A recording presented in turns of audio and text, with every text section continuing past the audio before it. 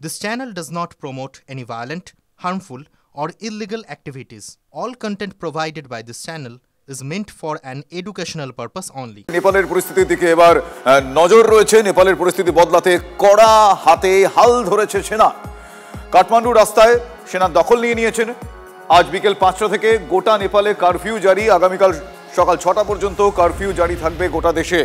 আজ বিকেল 5টা থেকে আগামীকাল সকাল 6টা পর্যন্ত গোটা নেপাল জুড়ে কারফিউ জারি। একমাত্র জরুরি পরিষেবাগুলো চালু থাকবে বলে নেপাল সেনার তরফ থেকে জানানো হয়েছে। বিদ্রোহীদের মধ্যে ঢুকে পড়েছেন উগ্রপন্থীরা। চরমপন্থীদের ইন্ধনেই পুড়েছে একের পর এক প্রাসাদ, বাড়ি। নেপাল সেনার তরফ থেকে দাবি করা হয়েছে সারা রাত অভিযানে প্রচুর অস্ত্র বোমা উদ্ধার হয়েছে। পুলিশকে সঙ্গে নিয়ে আজও জায়গায় জায়গায় অভিযানে নেপালি সেনা। এই মুহূর্তে আমার সঙ্গে সরাসরি রয়েছেন কর্নেল দীপ্তাংশু চৌধুরী। কর্নেল চৌধুরী, আপনার কাছ থেকে আমি জানতে চাইবো এখনো পর্যন্ত আপনার পর্যবেক্ষণ কি বলে? যেই দিকে পরিস্থিতির জল গড়াচ্ছে নেপালে, এর ভবিতব্য কি বলে, কোন কোন সম্ভাবনা এখনো পর্যন্ত প্রবল, কি মনে হয় আপনার?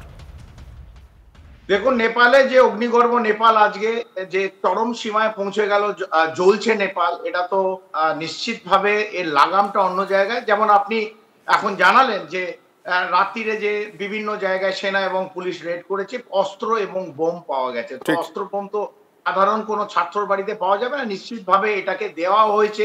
কেউ এই রিসোর্সেস ফান্ডিং করেছে এবং এই বহু নাম এখন উঠে আসছে। এবং আগেও আমরা জানতাম এই মিলেনিয়াম চ্যালেঞ্জার্স একটা কোম্পানি আছে মার্কিন যুক্তরাষ্ট্র, তারা পেছন থেকে 500 থেকে 600 মিলিয়ন ডলার এই কয়েক মাস আগে পাম্পিং করেছে। এই যে নেপালের যে কাঠমান্ডুর মেয়র, এই নাম উঠে আসছে, তাকে 2024-এ আমেরিকার অ্যাম্বাসাডারের সঙ্গে বারবার তার সঙ্গে বৈঠকে, তার ছবি আমাদের কাছে আছে। এই বিভিন্ন যে ঘটনাক্রমে যে প্রবাহ যাচ্ছিল এবং সামনে নিশ্চিতভাবে যে ফাসাদ সামনে ছিল, দুর্নীতি এবং যে বৈষম্য যে ছিল নেপালে, যে স্টুডেন্টসের মধ্যে, নেপালের ছাত্র যুবর মধ্যে, সেটাকে ইউজ করে কোনো একটা জিনিস তো নিশ্চিতভাবে তাই সেই দেশে থাকবে। এবং আমরা জানি 2008 থেকে 2025 অব্দি প্রায় 13 বার সরকার চেঞ্জ হয়েছে। তার মানে গভর্নেন্সও খুব ফ্র্যাজাইল ছিল। ঠিক। এবং এক ঢিলে যদি দুটো পাখি মারা যায়, যদি আমি মার্কিন যুক্তরাষ্ট্র যেভাবে কথা বলেছিল, একদিকে ভারত এবং চীন, যারা দুজনে নেপালের বন্ধু ছিল এবং নেপাল ভাবতো নিশ্চিতভাবে ভারতের উপর নির্ভরশীল ছিল। আমাদের নেপালের বহু নাগরিক আমাদের সামরিক বাহিনীতে এক সময় কাজ করতে, কয়েক বছর হলো, হয়তো বছর দুয়েক হলো, হয়তো এখন আর রিক্রুটমেন্ট হচ্ছে না, কিন্তু 2 বছর আগে তো বহু সংখ্যক নেপালি যারা গোর্খা রেজিমেন্টের নেপাল থেকে আসতো, আর্থিক লেনদেন, টাকা, পেনশন, প্রায় লক্ষাধিক পেনশন, গোর্খার পেনশন নেপালে যায় ভারত থেকে।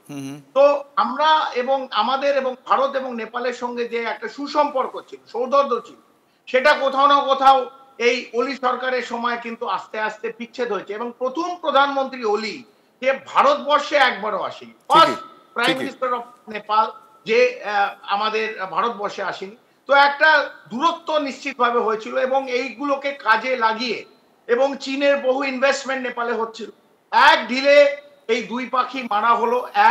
একইভাবে বাংলাদেশের যে আমরা দেখেছিলাম কর্নেল চৌধুরী, আপনি আমার সঙ্গে একটু থাকুন প্লিজ। আমি আপনার কাছে আবারও আসছি। কাঠমান্ডু থেকে আমার সহকর্মী বিপিন চৌবে, বিপিন রয়েছে, কি বলছে আমি শুনবো। कर्फ्यू लागू कर दिया गया है। कैमरा पर्सन चेतन शर्मा के साथ विपिन चौबे, TV9 भारतवर्ष, काठमांडू, नेपाल।